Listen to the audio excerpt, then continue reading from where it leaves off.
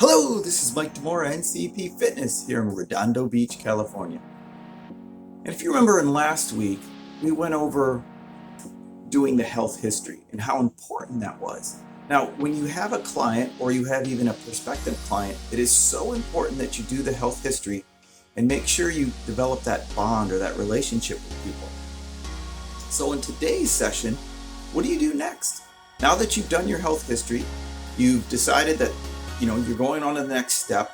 What's the next thing you should do? Well, it's the assessments. You know what? If there's an old saying that if you're not assessing, you're just guessing. And so we would rather do assessments. So what do we do when we talk about assessments? What's our next step? So barest minimum, we have 7 assessments that you must do. 7. Now these are gone over again very, very specifically in our standard course. But let's just make sure that we have them all straight. So what are our 7 movement patterns? Our 7 movement patterns are the push, the pull, the bend, the twist, the squat, and the lunge. So, followed by gait, right? So those 7 movements. So what assessment should we be doing? Yeah, you got it. Those 7 movements need to be assessed. Now remember, it's funny because I keep being asked, Mike, do you have set programs? Mike, do you have, things that we should just work with our clients? Do you have set things? And the answer is kind of no. We aren't CrossFit, right? We don't just put up a generic workout and say everyone in the whole world should do it. All of our thousands and thousands of trainers with all their thousands and thousands of clients should just do the same workout because we put it up on the board that day. Doesn't make sense to us. Each workout, each exercise, each movement skill should be tailored to that individual based upon the assessment. So when you're doing a push, there are infinite number of variables when you do a push, right? So you can do a push off the wall, which would be your easiest push, the least amount of force, right? Where you're just leaning towards a wall. You can do a push where you're doing completely on the ground. You can do where you're only touching your toes and your hands. You can even do a push where you're only doing one hand. You can do a push where you're only doing one foot. You can do a push, and you can change so many of these pushes, right? Now remember, level 1 means that we are holding. So what position are they going to be in when they do their hold? Now that is going to vary for every individual. I can't tell you what your client's going to be able to do or not being able to do. So we have to assess. How is the curve of their spine? How is the strength of their shoulders? Are their shoulders raising up? Are their shoulders in neutral position? Are their knees caving in? Are they doing this? Our checkpoints where we look from the head all the way down to our toes, or from our toes all the way up to our head. Either way, we do our checkpoints. There are 7 checkpoints in the body. Once again, check out our standard certification course and check out our checkpoints that we look for each thing. So provided they are in good position, we need to have them be able to hold for a minimum of 30 seconds. For a minimum of 30 seconds, all the way up to 3 minutes, right? Now, how long should someone hold? I don't know. Great question. How long should someone hold? It's really based upon their needs, their wants, and desires. I can't tell you how long they should hold.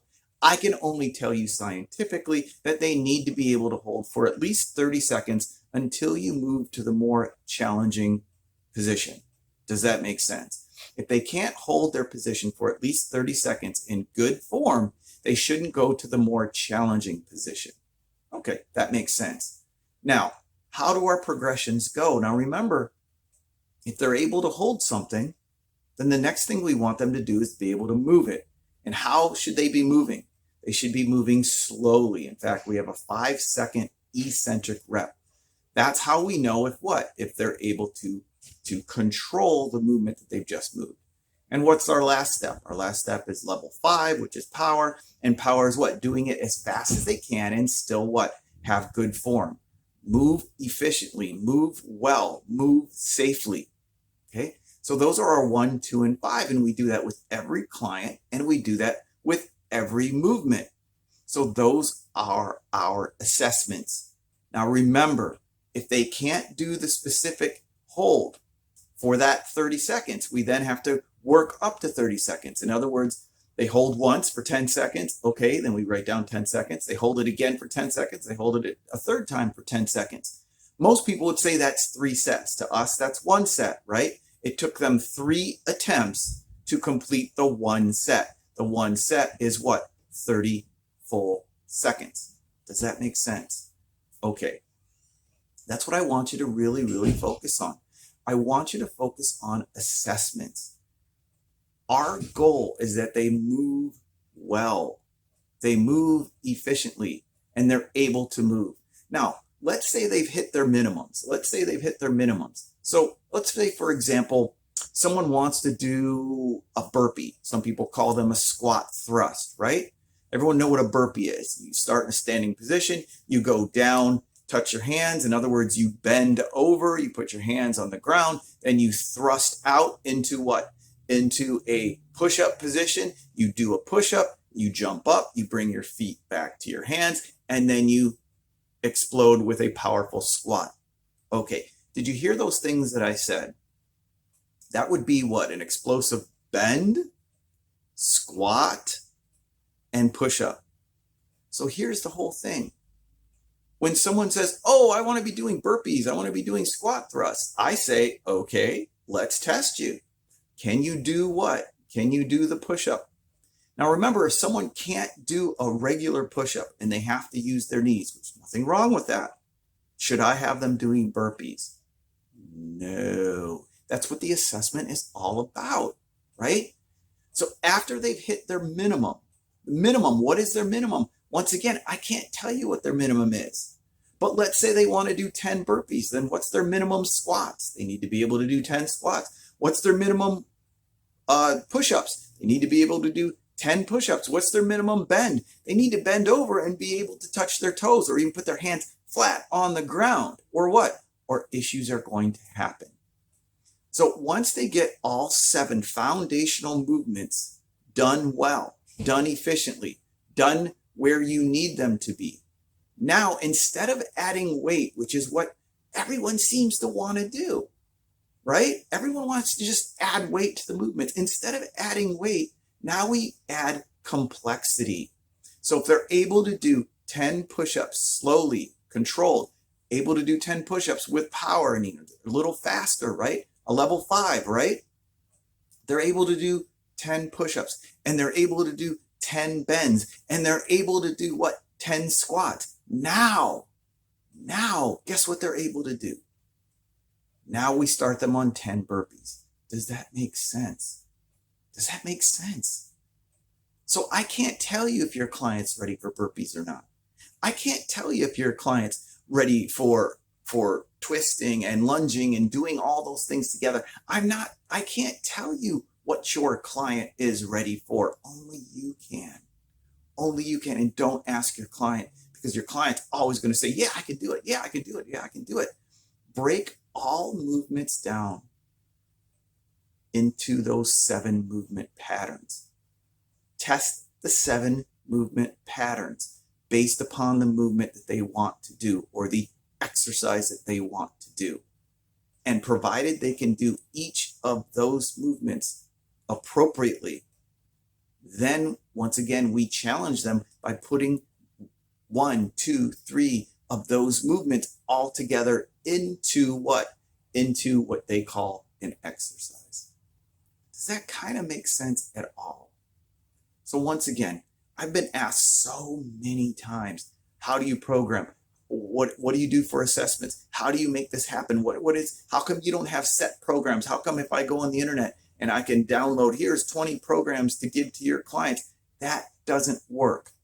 It doesn't work. At least it doesn't work well. I could give you 100 programs, but you know who they're for? Each individual person. They're for my client who can do X, Y, and Z. My client who can do X, Y, and Z. Not just anyone.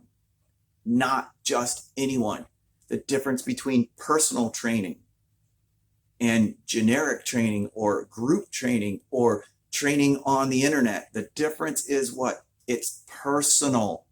The difference with our whole NCEP is it's personal. We actually care. We take the full step to care. Now, sometimes that means you as a trainer need to learn a little bit more. You need to understand the program a little bit more, right? Even if you get the parts, if you don't understand the whole, the process, you're missing. So I hope this really helped. And I'm not, once again, trying to yell at you. I'm really trying to get you excited because it is so exciting. Being a personal trainer today is an amazing career, and you can do this. You can do this. I just wanted to give you some of the pitfalls that I see. I see trainers watching the internet. They get a little bored. They're not sure what to do. They watch the internet. They watch these crazy exercises. Or once again, they go to the CrossFit board and they see, oh, this is what the exercise, this is the WOD, the workout of the day. Let me throw that at my guy or whatever. And that's not the way to do it. It is not the way to do it. They are paying you as a trainer for a special feeling that what they're doing makes sense. They're paying you the extra because you are tailoring their program to them. I'll leave you with the idea that it's like going to buy a suit, right? Imagine you go to get a suit. Do you go buy a suit off the rack? Most people don't. You go pick your suit and you bring it to a tailor. That's like the individual buying 10 sessions, and they bring it to you, the trainer, right? Trainer and tailor, same thing. What does the tailor do? The tailor looks at the suit, puts it on, and cuts it perfectly and tailors it so that it fits that individual. That's what you do as a trainer. You know you have 10 sessions, but you need to create a program that is tailored to them, to their abilities and their non-abilities, their capabilities and their non-capabilities, what they can and can't do. That's the goal. Now, what is so important is the reassessment. You have to decide. First, you should reassess every single workout. Every single workout you should watch to make sure, are they getting better? Are they moving better? Are they moving appropriately? Can they do this? Are they getting stronger? Are they able to do this? As they move forward and forward and forward, you should have a reassessment date planned. You should look at their goals, pull out their goals again, and confirm that what you are doing with them actually what is getting them closer to their goal. Going back to the tailor representation, imagine me going to buy a suit. I pay $1,000 for my suit. I get the suit. I go to the tailor, I drop the tailor puts in all the measurements, cuts it perfectly, blah, blah. Then I go back, let's say I go back 2-3 weeks later when the tailor said it's supposed to be done. And I go back and he says, that's going to be another $1,000. I look at him like, you're crazy, right? Would you pay that again? Would you pay the tailor $1,000 after he or she said that they would have it done in 3 weeks and you've already paid the $1,000? No, but that's what clients are doing. That's what trainers are doing to their clients. They're taking $1,000, that's 10 sessions. I'm just rounding using perfect numbers, right? It's 10 sessions, $100 a piece. At the end of the 10 sessions, what does the trainer do? Oh, pay me another $1,000.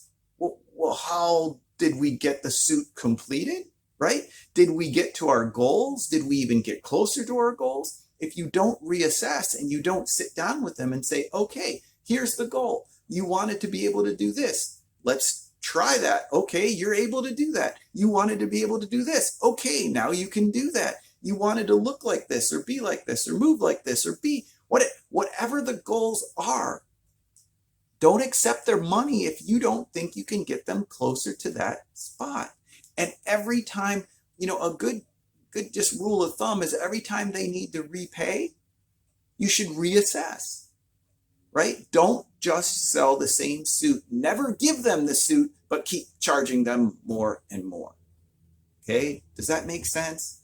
Guys, we need to be a step above. There is some training going out there that isn't truly above boards. And we at NCEP are trying to create a new type of professional. That's why we have our membership, where we want to continually educate and educate and educate and move forward and raise the level of this profession. I have great future. I believe the vision for this is amazing. I think trainers can be awesome. I think they can sit right next to physical therapists and the medical professionals and hand off clients back and forth. And when they see things, they hand them up. And when the medical professional gets done and hands them down, and then you work with them and you sit and you understand everything that's going on. That's where I see the vision of personal training. I am telling you, we are in an amazing place right now. Don't take the personal out of personal training. Make it more personal. Create the movements, create the whole workout exactly tailored to them. And then once again, reassess. Show that what you're doing is actually working. Thank you so much. Take care. God bless.